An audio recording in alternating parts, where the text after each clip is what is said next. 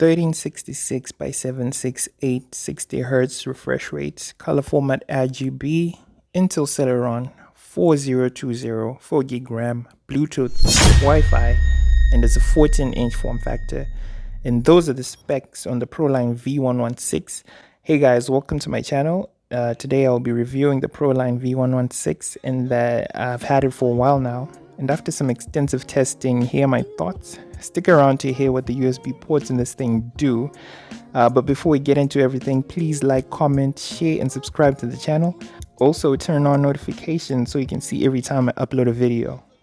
To kick things off, I want to talk about the out-of-the-box specs for the laptop. Now, some of you might be underwhelmed by the Celeron processor, but please keep in mind, this is for people on a tight budget, looking to get into computers for work or school. This is perfect for e-learning, small businesses, or general media tasks.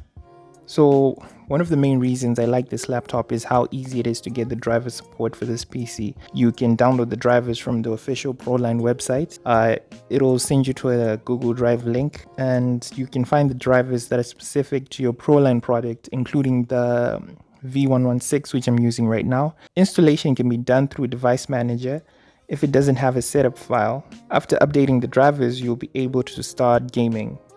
So speaking of gaming, I also ran a gaming test on this laptop using old games such as Pro Evolution Soccer 17, Skyrim, and Street Fighter 4. Granted, some of these games are AAA titles from way back, but they ran really smoothly, to my surprise, and the 14-inch laptop held its own, with Skyrim on low to medium settings running perfectly. As you can see, the gameplay is very smooth, so I'm just going to leave it in the background so you can see for yourself. So installation files are also very fast, with the longest one being 40 minutes.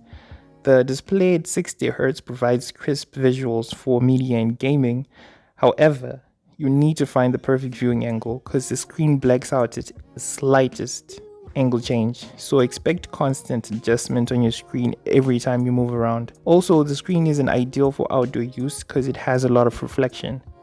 When doing media tasks, I recommend using external speakers as the internal speakers have low volume that gets distorted at higher volumes. The recommended apps for media production are Krita for design and Movavi for video editing. You will really have to know that apps like Photoshop and Premiere Pro won't run smoothly on this machine.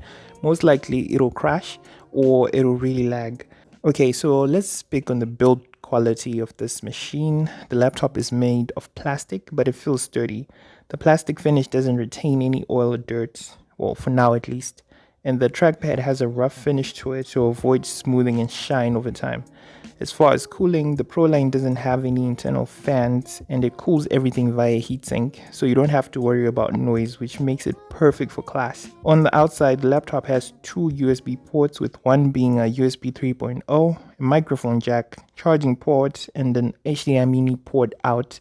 It also has a webcam on the front bezel as well, but as we all know, laptop webcams are very disappointing, and this one is no different. So, this is the crazy thing I was going to tell you about. Speaking of the USB ports, I was transferring stuff to the laptop, and I shut it down while the phone was still connected. And the craziest thing happened. My phone kept charging even when the PC was off. I've never seen anything like this before. You have to see this to believe it. I didn't know if it's a defect or a feature in the device, but if you buy one, please remember to unplug all your devices from the ports when you shut it down, or it will drain your battery.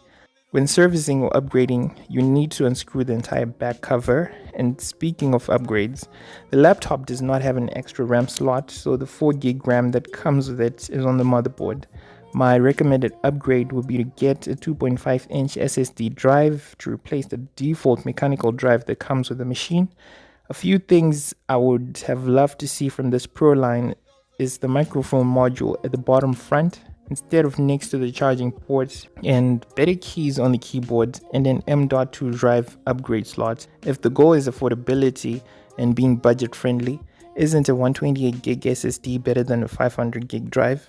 I'm not sure on the cost of production on this machine, so I won't speak too much on that, but overall it's a good little machine with good multitasking, and the processor does a good job allocating resources to not overheat or freeze up during tasks.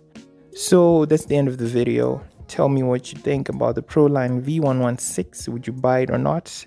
If you have one, how's it been? Until next time, I'm out.